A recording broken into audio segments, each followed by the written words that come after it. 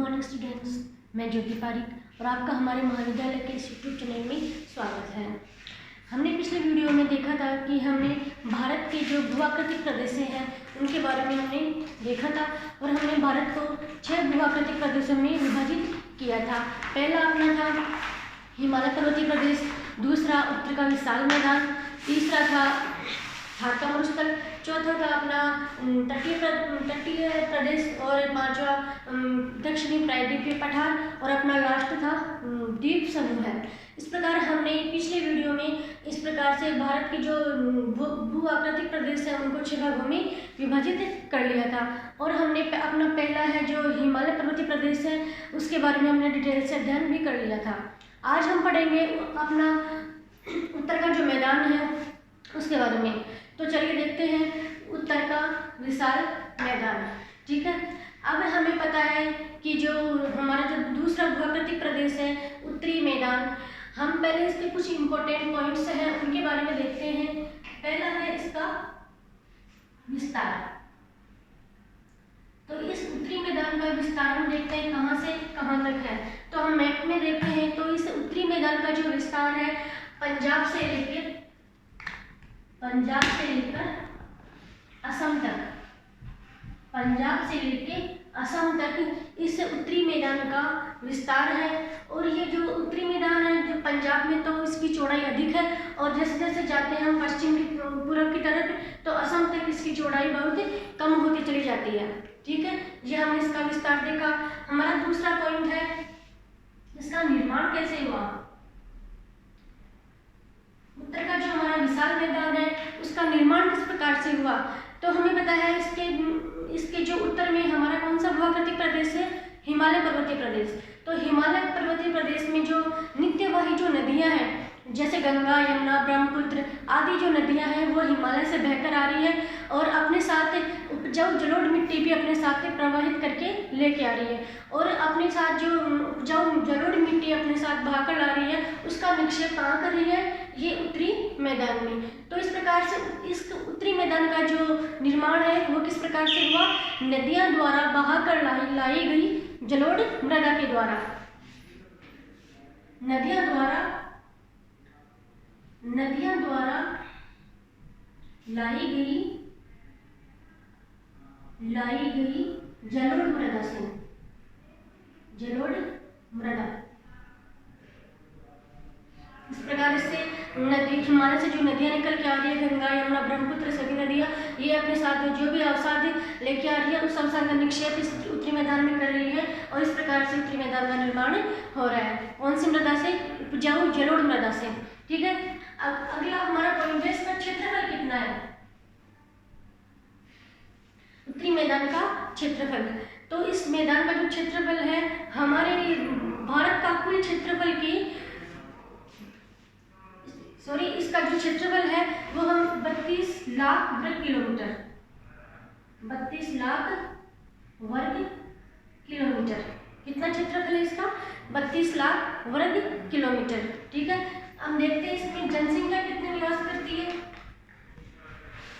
तो इसमें हमें बताया कि ये उत्तरी भारत का जो उत्तरी मैदान है वो सबसे अधिक उपजाऊ क्षेत्र है क्योंकि यहाँ पे नदियों के द्वारा जलोढ़ मृदा बहाकर लाई गई है, वो बहुत एक उपजाऊ मृदा है और इसमें कृषि के उत्पादन में बहुत अधिक मात्रा में किया जाता है।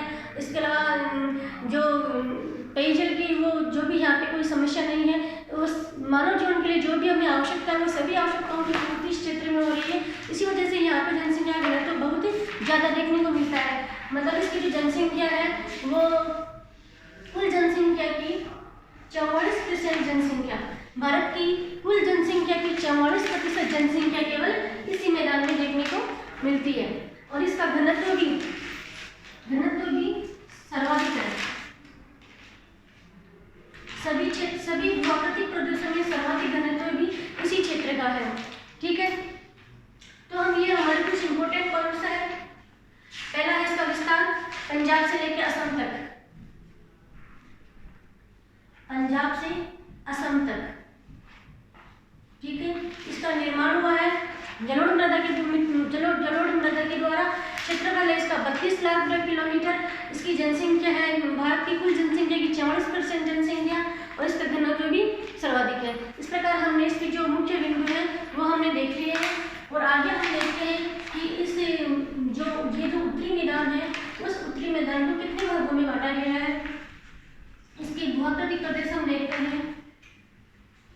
देखिए इस उत्तरी मैदान को हम 4 भाग में बांटते हैं।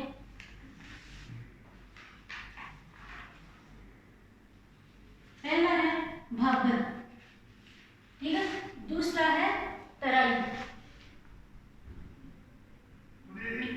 तीसरा है खादर और चौथा है बांगर। इस प्रकार से उत्तरी मैदान को हमने 4 भागों में बांट लिया है। पहला है भाबर, दूसरा तराई, तीसरा खादर और चौथा बांगर। अब चलिए हम इनके बारे में एक एक करके देखते हैं। पहला है भाबर, मतलब भाबर कौन से, इस उत्तरी मैदान में कौन से प्रदेश को भाबर बोलते हैं, किस प्रकार से इसका निर्माण हुआ है। तो हम देखते हैं कि हमें पता है कि इसके उत्तर में हिमालय पर्वत है और हिमालय पर्वत से अनेक नदियां निकलती है, जैसे गंगा, यमुना, ब्रह्मपुत्र और इसकी जो गंडक, कोसी और भी जो छोटी छोटी नदियां हैं सभी हिमालय पर्वत से निकलती है। और ये नदियां हैं जो अपने साथ बहुत अधिक मात्रा में अवसाद लेके आती हैं, जैसे छोटे मोटे कंकड़, पत्थर, बालू, मिट्टी, चट्टाने इत्यादि।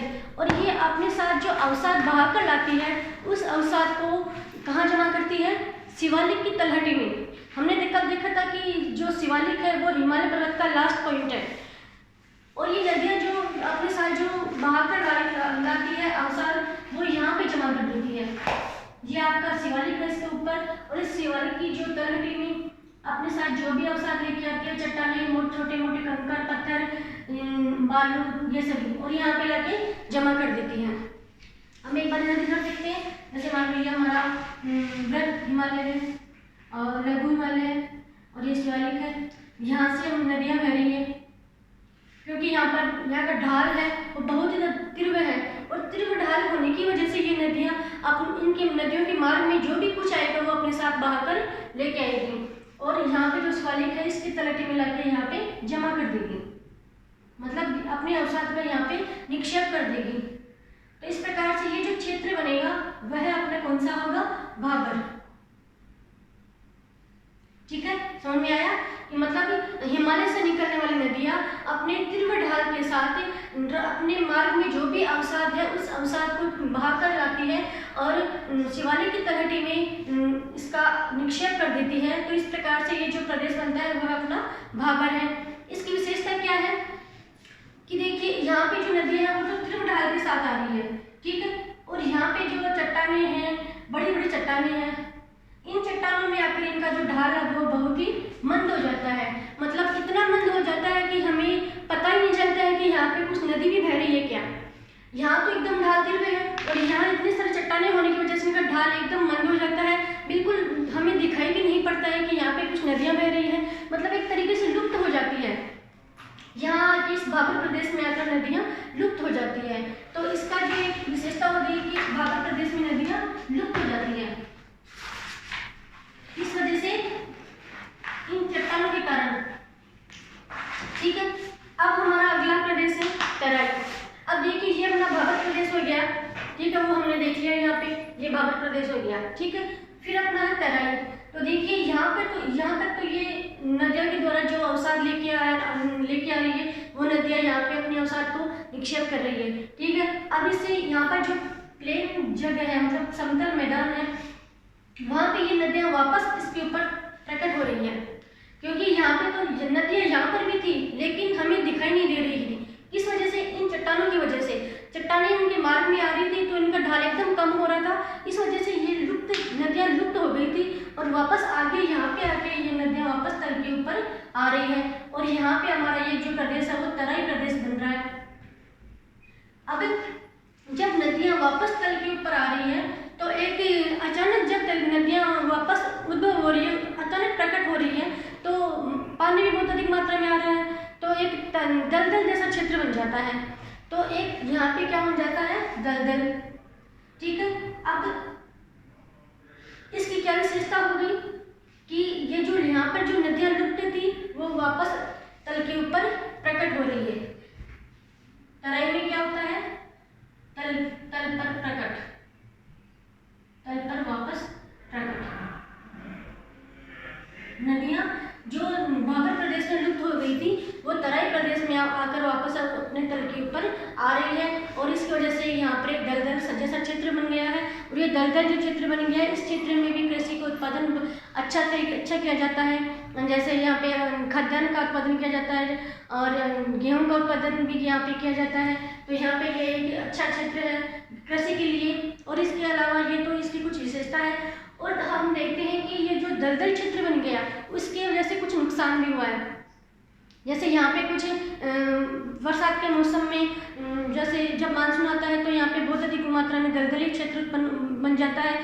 तो जिससे कुछ बहुत खतरनाक मतलब जो मानव को नुकसान पहुँचाने वाले जो जानवर या फिर मच्छर हैं वो यहाँ पे इस दलदल क्षेत्र में पैदा हो जाते हैं और अधिक से अधिक बीमारियों का यहाँ पे संकट बन जाता है।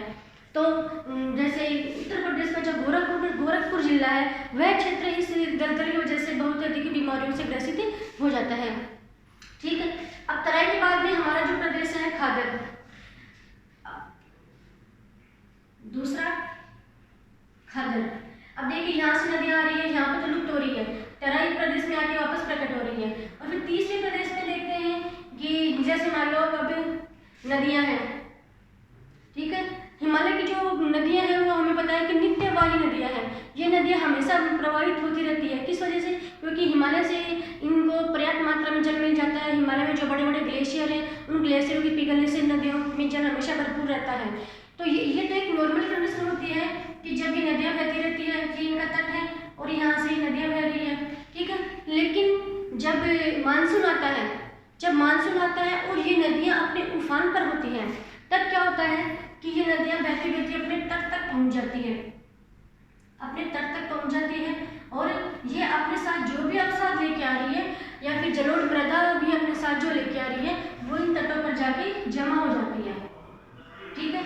और ये जलोढ़ मृदा का जमाव इन नदियों के तट पे जमाव हो जाता है, जिससे एक खादर प्रदेश मतलब नवीन जलोढ़ मृदा का एक प्रदेश बन जाता है। कैसा? नवीन जलोढ़ मृदा। क्योंकि जब नदियाँ अपने मानसून के समय अपने उफान पर आ रही है, अपने तट पर पहुंच रही है, तब इनके साथ जो भी जलोढ़ मृदा बहकर आ रही है वो यहाँ पे तट पे जाके जमा हो जाती है। और जब वापस नदी अपने नॉर्मल कंडीशन में आती है तो ये वापस अपने क्षेत्र में घुलने लगती है और मृदा वहीं पे छूट जाती है। इस प्रकार से ये एक बहुत ही उपजाऊ मैदान यहाँ पे निर्मित हो रहा है। कौन सा? नवीन जलोढ़ मैदान खादर प्रदेश में।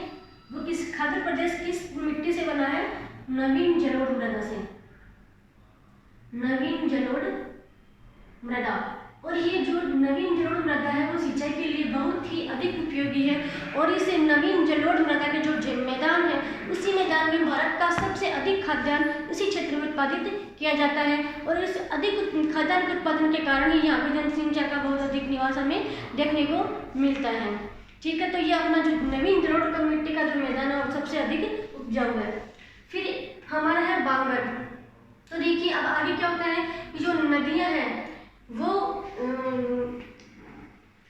मतलब मानसूनी क्षेत्र में जब नदियां उफान पर होती है वो अपने तटों तक जलोढ़ मृदा का विस्तार कर देती है, तो हमारा बनता है नवीन जलोढ़ मृदा का मैदान मतलब खादर, ठीक है। लेकिन जो इन तटों से दूर कुछ प्रदेश तक यहाँ तक ये अपना जल नहीं ले जा पाती है और ये जो जल है वो जलोढ़ मृदा के बगैर ही रह जाता है। मतलब ये प्रदेश यहाँ तक नदियों का जल नहीं पहुँच पाता है और यहाँ पे नवीन जलोढ़ मृदा का मैदान नहीं बनता है। तो ये एक अनुपजाऊ क्षेत्र रह जाता है जिसे हम बोलते हैं बांगर प्रदेश। मतलब ये हो गया हमारा पुरानी जलोढ़ मृदा का। क्योंकि जो खादर प्रदेश है वहाँ तो प्रतिवर्ष नदियाँ अपने साथ जो अवसाद बहा कर लाती है, अपने साथ जलोढ़ मृदा लेके आती है, उसका बिछाव कर देती है, तो इसे हम बोलते हैं खादर। और खादर तटों से दूर का प्रदेश जहाँ नदियाँ अपना जल नहीं पहुँचा पाती हैं वो एक अनुपजाऊ क्षेत्र रह जाता है और वहाँ पे हर प्रतिवर्ष जलोढ़ मृदा का विस्तार नहीं हो पाता है, जिसकी वजह से यह जो प्रदेश है अनुपजाऊ रह जाता है और कृषि के लिए भी अनुपयुक्त ही रहता है। इस प्रकार से ये बनता है अपना खादर प्रदेश बांगर।